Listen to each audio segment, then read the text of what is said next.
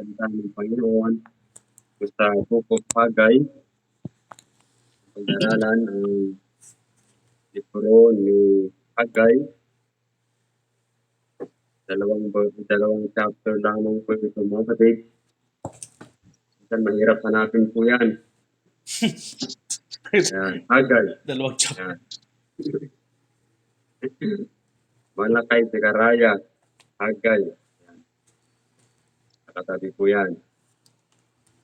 Haggai chapter 2, aking lamang pong babasahin.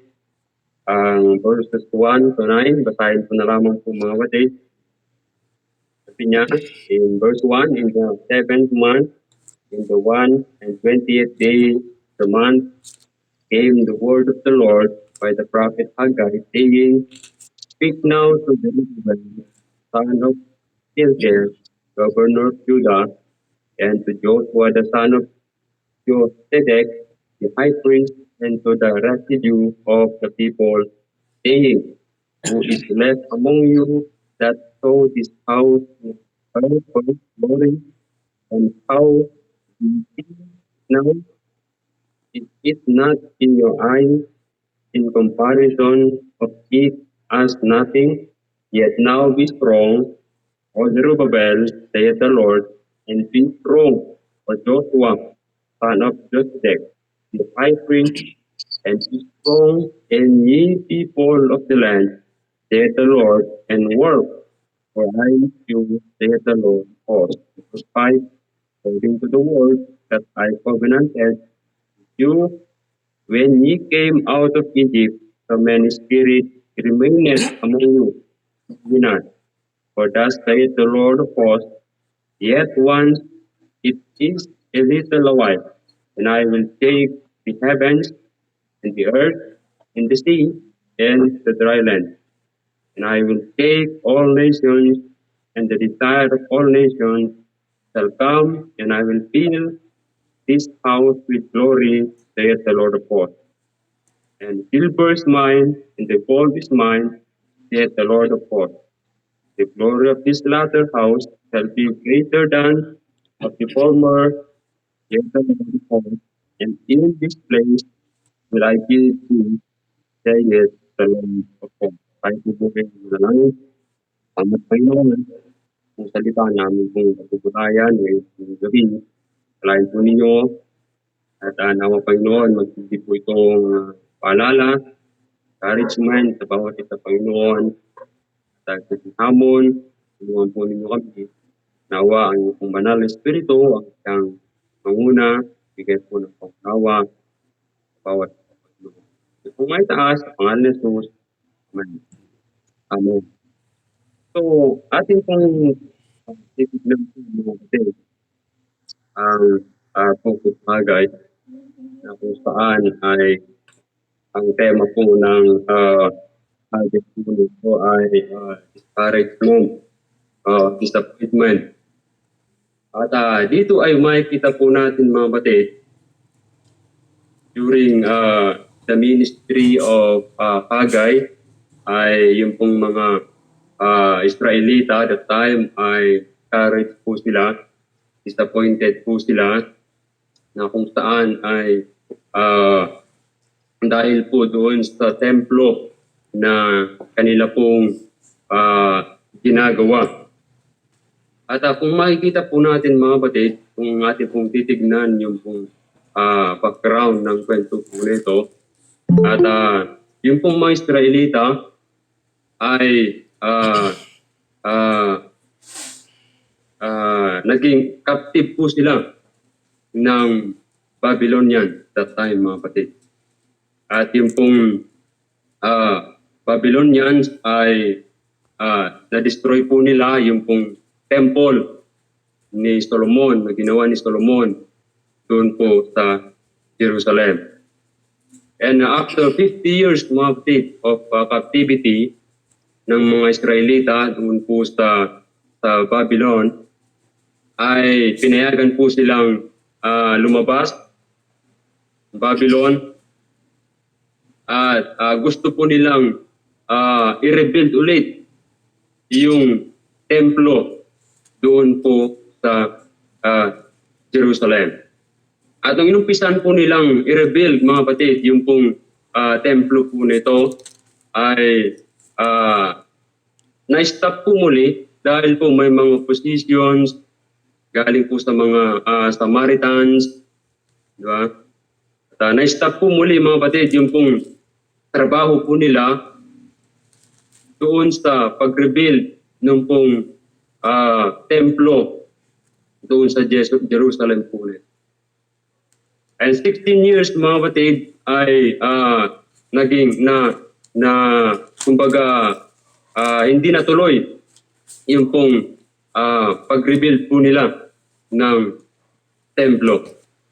And God raised up the prophet Haggai, mga kapatid, upang sa ganoon ay paalalaanan po muli yung pong mga Israelita to rebuilding the temple.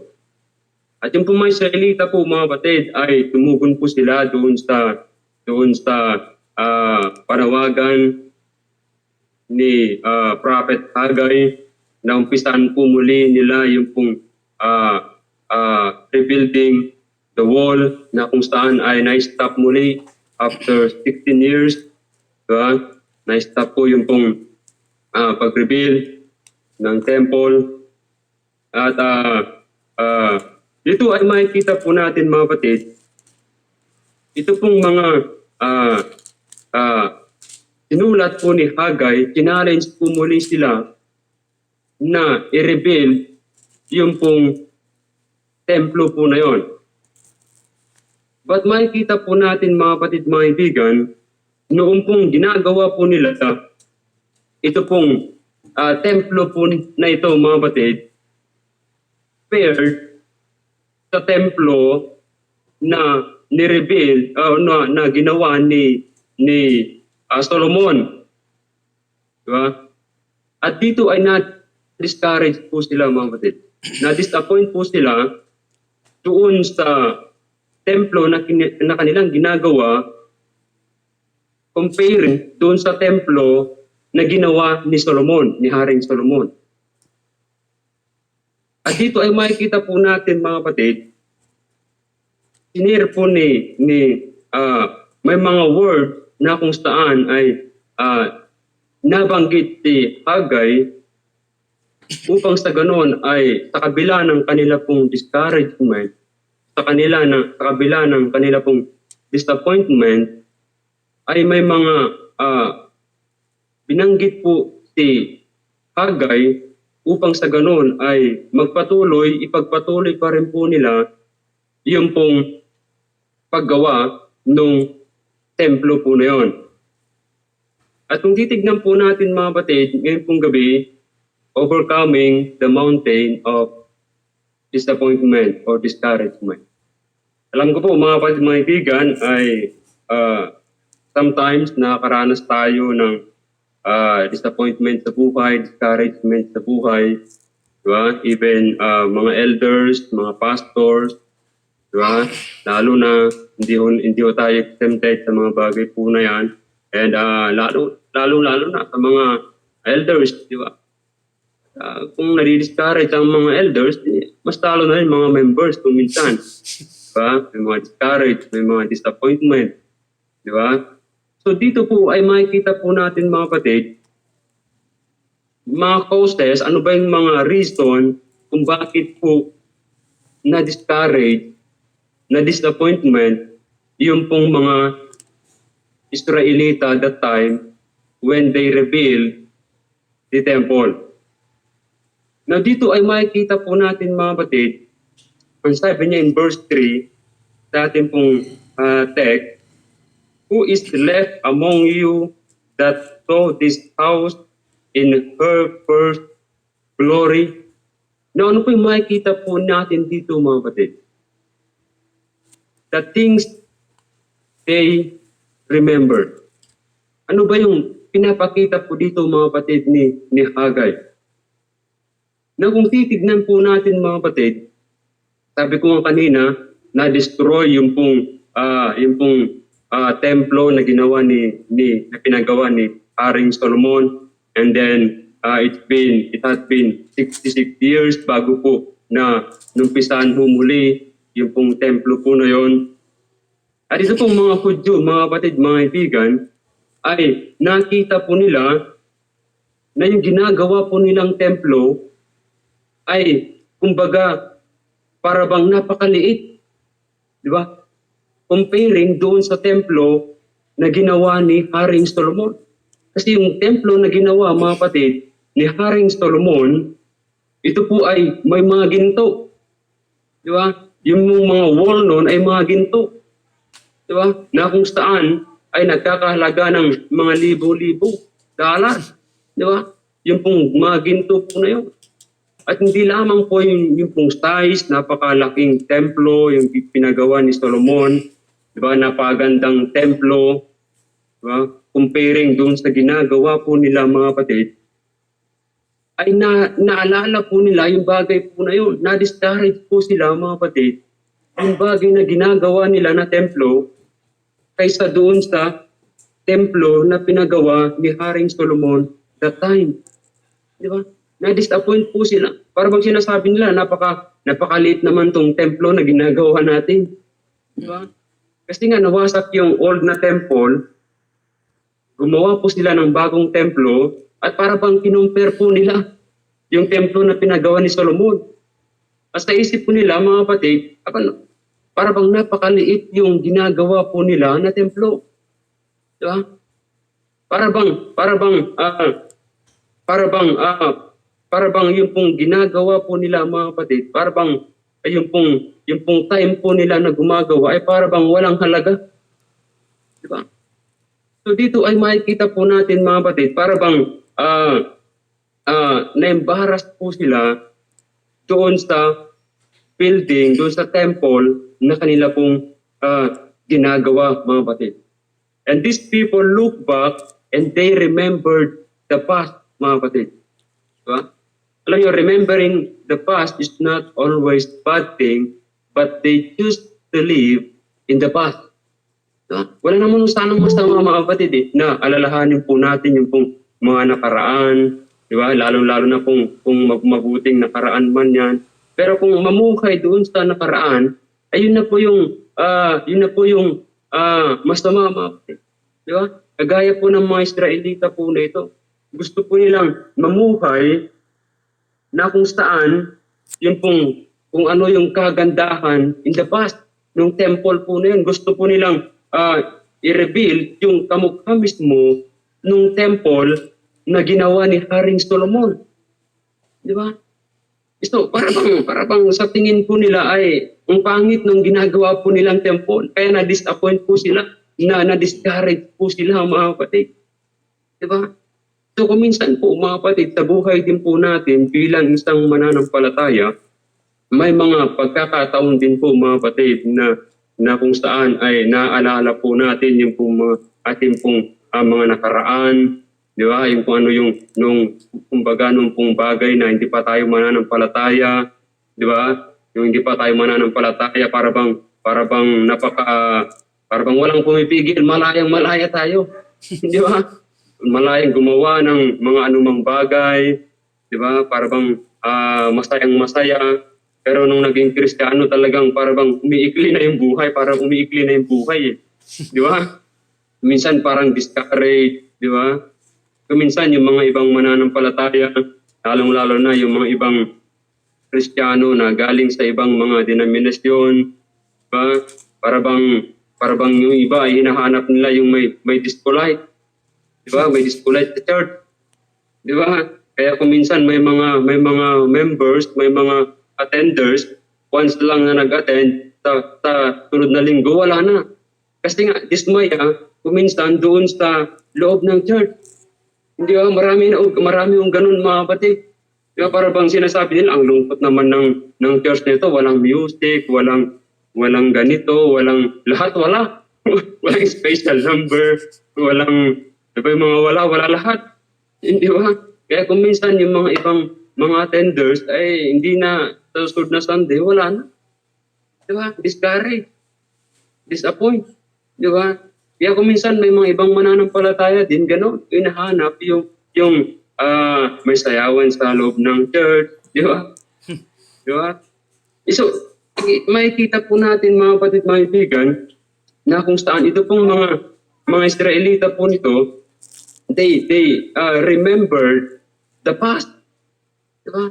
Instead na gawin po nila kung ano yung ginagawa nila sa time po na yon, mga kapatid, kinumpir po nila yung pong bagay na kung saan ay tapos na. Di ba? Ito yung nakakalungkot po, mga kapatid. Di ba? The comparison they made. Di ba? In verse 3, mga kapatid. Kaya sabi niya, nagtanong ang Panginoon, God asked the people this question, and how do you see it now? Is it not in your eyes in comparison of it as nothing? Di ba? Kumbaga, sabi ko nga kinumpare ng mga Israelita yung old temple. Di ba? Para bang sa paningin po nila, mga kapatid, mga kaibigan, yung new temple was less than nothing. Diba? Para bang sinasabi ko kanina, para bang yung panahon nila sa paggawa doon sa temple, yung time nila ay para bang walang silbi. Diba? Yung kanilang energy, para bang worth it, diba? Para bang worthless. Worthless yung pong time po nila, yung energy po nila doon sa paggawa, doon sa templo. So, parang sayang yung panahon natin. Parang sinasabi nila, habang nagtatrabaho sila, nadismaya po sila, sayang yung pagod natin. Sayang yung time natin dito sa paggawa. So, hindi naman kaparehas ng templo nung ginawa ni Solomon. Diba? Yung ginawa ni Solomon ay napakagandang templo, napakalaki, napakaluwang. Diba? Yun yung nasa isipan po ng mga Israelita, mga kapatid. Diba? Para bang sayang yung panahon natin dito, sayang yung oras natin dito. Diba? Ganun din po, mga kapatid, sometimes, sa buhay din po natin bilang isang mananampalataya, ay kumbaga kuminsan ay kino-compare po natin yung mga bagay-bagay. Diba? Kuminsan nga sa loob ng pamilya, kuminsan sa mag-asawa, kuminsan, di ba? Sa mga babae, yung mga asawa kuminsan ay kino-compare sa ibang lalaki, di ba? Yung mga husband, di ba? Bakit si asawa ni ganito naglalaba, ikaw hindi naglalaba. Di ba? Si ganito na asawa ni ganito marunong magluto, bakit ikaw hindi? Di ba? Kuminsan, ganun yung ginagawa natin kuminsan, may mga comparison. Di ba? Ganun yung ginawa ng mga Israelita. Di lamang sa mga lalaki pala, para fair naman, pa sa mga babae din, sa mga asawa. Di ba? Kuminsan, mga asawa po natin, kino-compare natin sa mga ibang babae. Di ba? Sa mga ibang asawa. Di ba? Bakit ganito hindi chismosa, bakit ikaw hindi di ba? Bakit ikaw napaka marites mo? Di ba? Mga gano'n. Mga kapatid. Di ba? May mga comparison. Di ba? So, kan sa mga anak, kuminsan, di ba? Bakit yung anak ni ganito matalino? Bakit yung anak ni ganito mabait? Di ba? Kuminsan, ginagawa po natin yung mga comparison po na yun. Di ba? Kaya kuminsan po, mga kaibigan, be careful, baka nandun din tayo sa mga ganung bagay po, mga kapatid. Di ba? Kung ginagawa po natin yung bagay po na yon, madali ho tayong ma-discourage. Di ba? Madali ho tayong ma-disappoint, mga kapatid. Di ba? Kasi ganun po yung ginawa po ng mga Israelita at the time. Di ba? Na-discourage po sila, na-dismaya po sila because of comparing doon sa ginagawa po nilang templo, doon sa old temple na ginawa ni Haring Solomon, mga kapatid, mga kaibigan. Di ba? So, ano po yung nandyan na ginagawa po natin? Yun po yung gawin po natin, mga kapatid, para po sa Panginoon. Di ba? Huwag natin i-compare kung ano man yung mga mga blessing na natatanggap ng ibang mananampalataya. Di ba? Kung minsan nakikita po natin mga bagay po na yun. Minsan nakikita natin yung ibang Kristiyano, dinebless sila ng Panginoon, bakit tayo hindi? Di ba? Parang kung minsan naiinggit tayo, di ba? Parang gusto natin kung minsan tayo din ay i-bless ng Panginoon. Di ba? So may mga ganun pong bagay po mga kapatid sa buhay po natin. Kaya alam po natin mga kapatid, mga kaibigan, may kanya-kanyang panahon ng blessing sa buhay po natin mga kapatid. Di ba? Darating po yung panahon din mga kapatid na i-bless din tayo ng Panginoon, i-bless ka ng Panginoon. Diba? Marahil panahon po nila sa time na yun. Diba? Panahon po nila sa time na yun na bless nila ng Panginoon. At darating din yung panahon na ikaw ay blessed ng Panginoon. Diba? So yung blessing na ibibigay sa iyo ng Panginoon ay para sa atin, para sa iyo lang yun. Diba? Yung blessing na yun ay hindi niya pwedeng ibigay sa iba. Yung para sa iyo, talagang para sa iyo. Diba? Yung para sa akin talaga yun. Yung para sa akin, hindi pwedeng mapunta sa iyo. Di ba? Ganun lamang po mga kapatid. Diba? May kanya-kanyang blessing na inihanda ng Panginoon sa bawat isa po sa atin. Di ba? So, sa panahon lamang po yan, darating po yung panahon mga kapatid. Diba? May kanya-kanyang sabi nga ng Bible, lahat ng bagay may mga panahon po yan. Di ba? So dito po mga kapatid, mga kaibigan, na kung saan ay makikita po natin yung pong comparison, mga kapatid. Di ba? So dito ay nakikita po natin yung mga causes ng disappointment. Nakita po natin mga kapatid. May mga comparison. Di ba? The things we remember. Nga po ng Bible ay kalimutan na natin yung mga nakaraan. Di ba? At yung pong mga alalahanin po natin, mga sa ngayon, diba? Kung ano yung binigay ng Panginoon, diba? Nagawin po natin, yun po yung dapat po natin gawin. Na pangalawa po mga kapatid, ating pong titignan, ano ba yung cure of disappointment? May mga sinabi po dito mga kapatid ni Haggai, yung titignan po natin, una na makita po natin, we must let go. Yan na natin mga kapatid, mga bagay po na yun. Diba?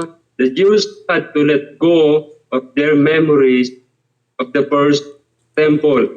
Diba? Kailangan mawala na sa kanila mga kapatid, sa isipan po nila, yung pong old temple po na yun. Yung old temple po na yun, wala na. Diba? Nasa new temple po sila na ginagawa po nila mga kapatid. Kailangan yun po yung pong tanggapin po nila. Diba? So dito po ay makikita po natin mga kapatid, may mga sa buhay din po natin, may mga bagay-bagay po na kailangan po natin i-let it go. Sabi nga ng kanta, let it go. Diba? Memorize yun ng mga bata, let it go. Frozen niya tayo. Diba? Okay, nakanta lagi ng anak ko yung let it go. Diba? We must let go. Diba? We must look up. Diba?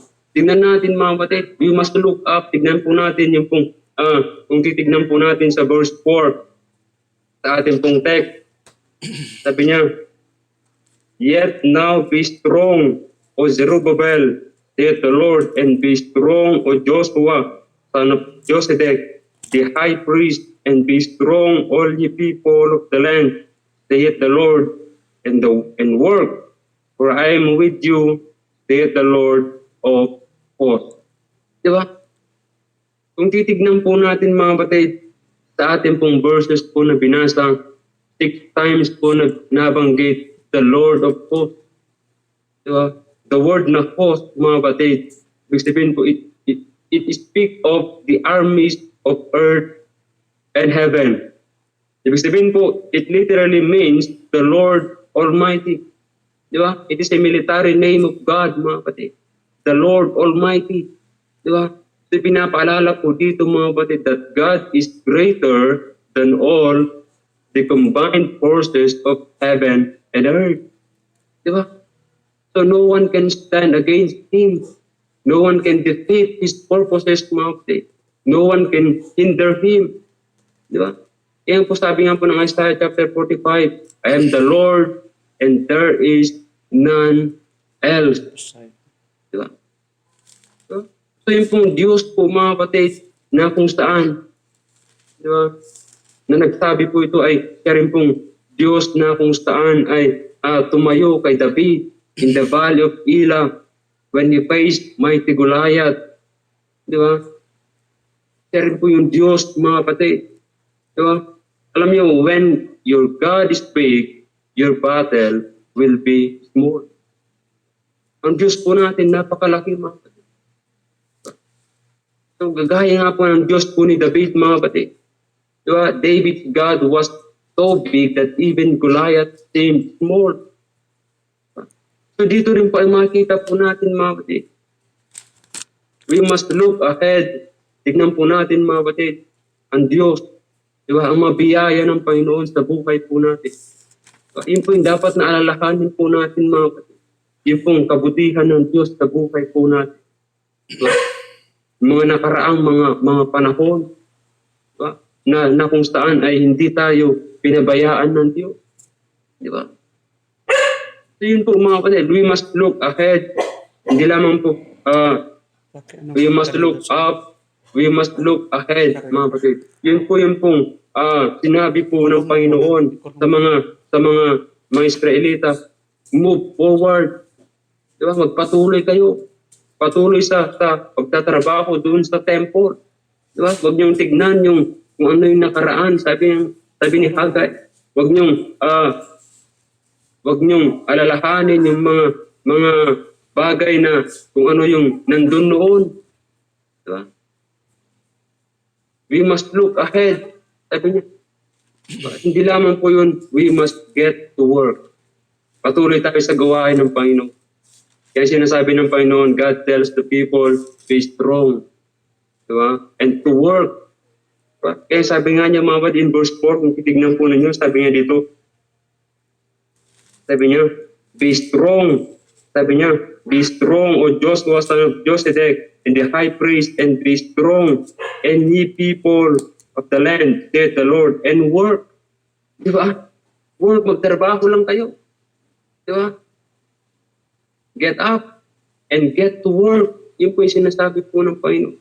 Huwag kayong magpatinag doon sa mga bagay-bagay na nakaka-distract doon sa paggawa para sa Panginoon. Diba? So, ganun din po tayo, mga kapatid, bilang isang mananampalataya. Diba? May mga disappointment, discouragement sa buhay po natin, mga kapatid. Alalahanin lamang po natin yung po mga sinabi po ni Joshua, mga kapatid, sa mga verses po na ito. Let go. Look up. Look ahead. And get to work. Diba? Patuloy lang tayo, mga kapatid. Diba? May mga discouragement man sa buhay po natin. May mga disappointment man sa buhay po natin. Sa mga pangailangan. Alam ko, yung iba, mga ibang mananampalataya, discouraged dahil sa mga pangailangan sa buhay. Diba? Mga pastors, mga elders, minsan discouraged, disappointment dahil sa mga financial na pangailangan. Diba? Minsan, naisipan natin tumalikod sa Panginoon, di ba? Dahil na-compare natin yung mga nakaraan, para mas magandang buhay noon, mas magandang buhay nung hindi mananampalataya, di ba? So mga kaibigan, patuloy lang tayo sa Panginoon at alam po natin, mga kapatid, if we can do that, and God will help us, mga kapatid. If we let go, look up, look ahead, and get to work. At alam po natin, mga kapatid, ang Diyos patuloy na nandyan at hindi po nagbabago mo. Lamang po, salamat po at naging paalala po muli sa atin. Romel.